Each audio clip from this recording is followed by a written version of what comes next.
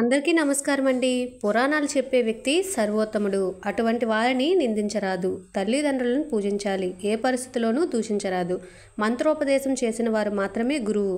మిగతా విద్యను నేర్పిన వారు అధ్యాపకులు మాత్రమే. మంత్రోపదేశం చేసిన గురువులు ఏ పరిస్థితిలోనూ నిందించరాదు. ఆయన ఎదురుగా కాళ్ళు చాపుకుని కూర్చోరాదు. పురాణాలు దానం చేసేవారు గొప్ప విద్యావేత్తలు అవుతారు. గొడుగు చెప్పులు కలుపుకుని గోవును గాని దానం చేస్తే భయంకర యమ మార్గం సులభంగా దాటగలదు. అన్నదానం జలదానం చేసేవారు సుఖమైన మరణం పొందుతారు. అన్నం తింటున్న వారెవరిని కూడా తిట్టరాదు, డెప్పి పొడవరాదు. నిజం తెలుసుకోకుండా ఎవరిని నిందించరాదు.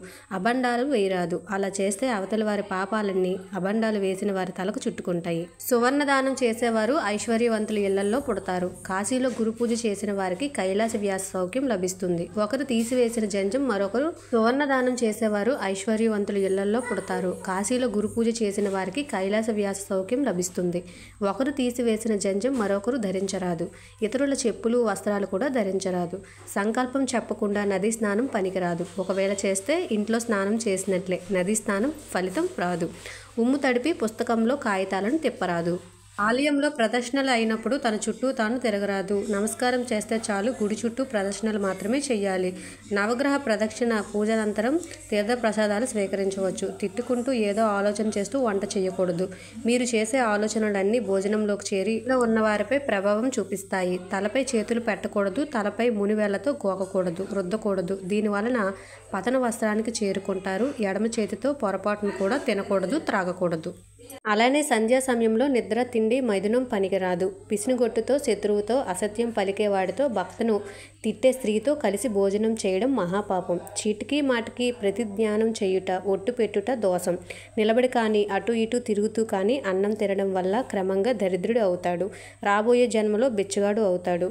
నోట్లో వేలు పెట్టుకునుట, గోళ్ళు కొరుకుట చెయ్యరాదు. దేవాలయ ప్రాంగణంలో ఉమ్మడం, పొగ త్రాగడం రెండూ నిషిద్ధాలే.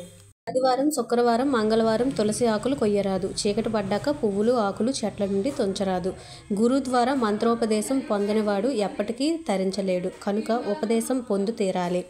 గురువులకు, అర్చకులకు, పౌరాణికులకు సరిగా పారితోషం ఇవ్వక వారిని రుణపడేవారు 100 జన్మల కుక్కలుగా, చండా అల్లులుగా పుట్టి కష్ట నష్టాలు పాలవుతారు. శివలింగార్చన ఆడవారు కూడా చేయవచ్చును.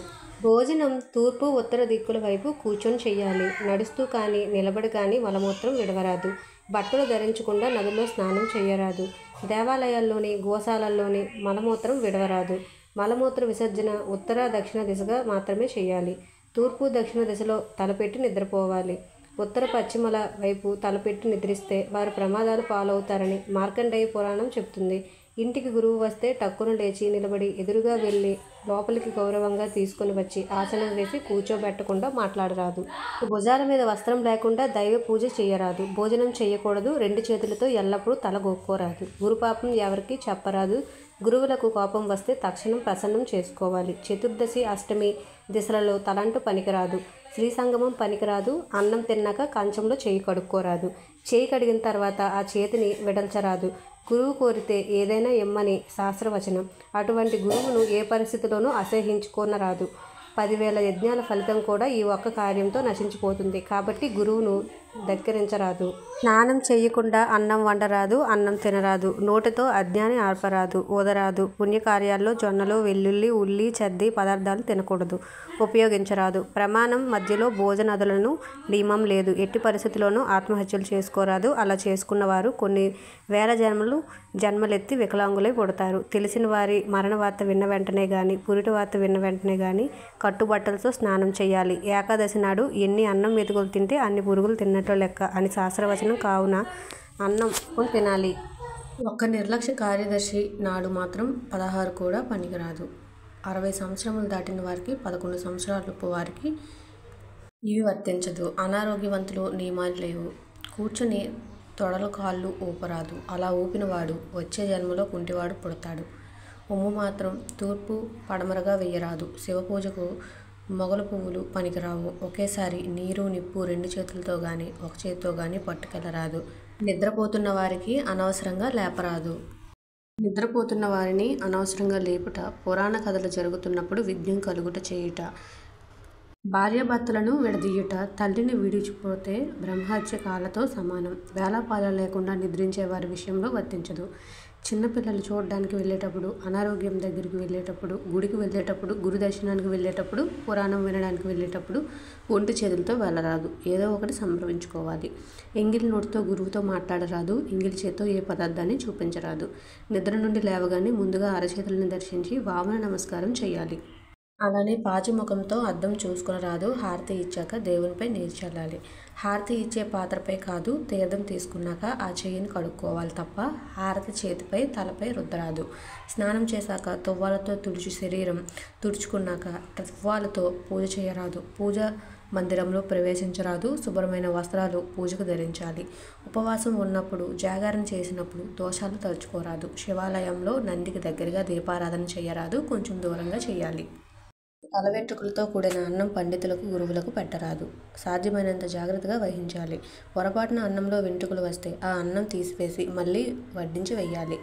ఇస్తానని వాగ్దానం చేసి దానం ఇవ్వనివాడు 100 జన్మల దళితుడు అవుతాడు. వాగ్దానం చాలా దోషం. అన్నం తినేటప్పుడు కంచానికి బాగా దగ్గరగా కూరలు, మజ్జిగ, మునుగు ఉన్న పాత్రలు పెట్టరాదు. మనం తినేటప్పుడు ఎంగిలి ఆ ప్రాంతాలలో పడితే ఆ పదార్థానికి మరొకరికి వడ్డిస్తే వాడికి యముడు మలమూత్రములతో ఆహారం ఇస్తాడు. గురువుగారి బట్టలు ఉతికి ఆరవేసిన వారికి 3 జన్మల పాపాలు తొలగిపోతాయి. మంచోపదేశం చేసిన గురువుకి ఆజ్ఞ పాటించే వారికి ఏ పాపము అంటదు. పుణ్యజన్మ ఉండదు.